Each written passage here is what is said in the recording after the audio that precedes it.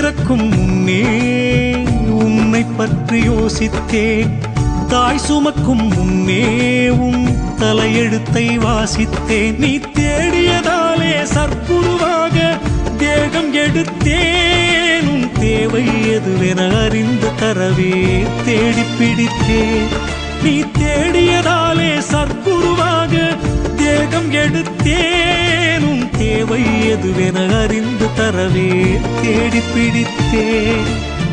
உனை இனிமேல் எனில் இருந்து பிரிக்கும் சக்தி இல்லையே. இந்த மண்மேல் வாழும் வரையில் நீ எனது பிள்ளையே.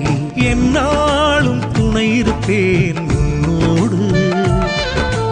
அன்பான உன் இதயம் என் வீடு.